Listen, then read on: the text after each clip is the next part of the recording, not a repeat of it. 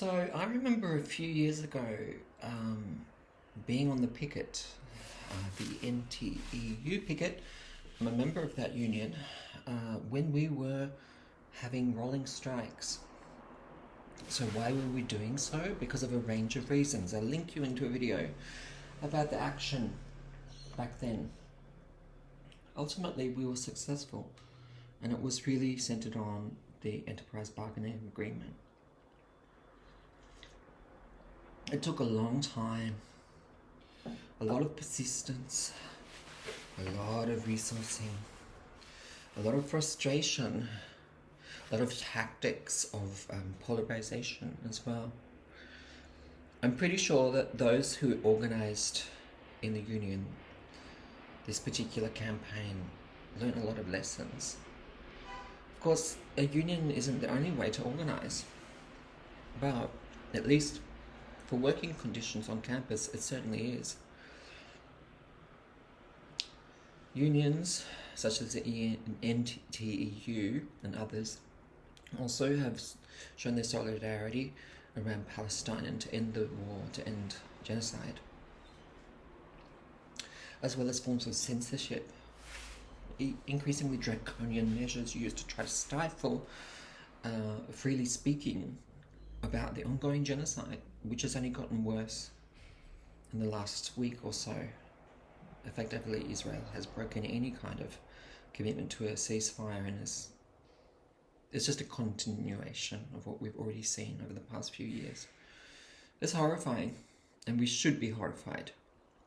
But we're also coming up to elections in Australia and looking at a particular panorama of potentially the COP Dutton taking power and the coalition again. This is not good news. But there are things about the current Labor government that have also represented not good news, including, as stands, the issue of genocide in Gaza. This is why certain Labor politicians have had to defect, those that have a conscience and have principles, and been pilloried in the process. And yeah, you could actually argue it's reinvigorated some areas of politics and political life. We're also seeing that in the context of the rallies against the oligarchy that Bernie Sanders and Alexandria Ocasio-Cortez, or AOC, are really active in right now, particularly in states like Arizona, Nevada, and Texas. I've been watching some footage from the very well attended, overflowing to capacity rallies. It's impressive. So even when times are really dark, and they are, we do have the power to move feet, to take action. And I'd like to be part of that. Beyond writing op-eds, although I could do that, beyond writing articles in the conversation, beyond being involved in the union, there are a multitude of ways in which we can actually change the narrative. But it's really important to get people out in the streets as well, and to go where the rubber hits the road. We're going to need that in coming times, most certainly. In the spectre of war, continued war, new wars, wars on the environment, on populations, on democracy. It's quite a time, and I think it's the responsibility of anyone that has an activist sense, that is a progressive intellectual, that has privileges as well, to use what means they have at their disposal, such as what I've already mentioned, but also by becoming candidates in electoral politics. Of course, we should never be disconnected from the grassroots by any means. There's some great MPs that are shining lights in this regard. I mean, you can think of Mehreen Farouqi, right?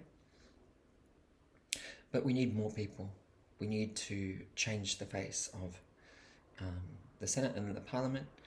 Local government is a logical place to start, and I've been talking to a friend about this, and I'm really stoked at the idea of putting some energy into this in the coming times, because we need to build a different future, one that's humane, where we live in better, harmonious relationship with our environment, where there's recognition of sovereignties and justice for First Nations peoples all across this continent, and where we have a radically different way of approaching diversity, but also when it comes to political diversity and the right to speak, the right to have issues that are minimised, brought to the forefront, including in budgetary decisions, including in the shape of the welfare state, a range of things. I can not in 6 minutes talk to them all. But there's got to be a way to break through, and doing it in numbers, as we're seeing, in not just in the US right now, but in multiple fronts, because, like I teach in social movements. That's where it's at.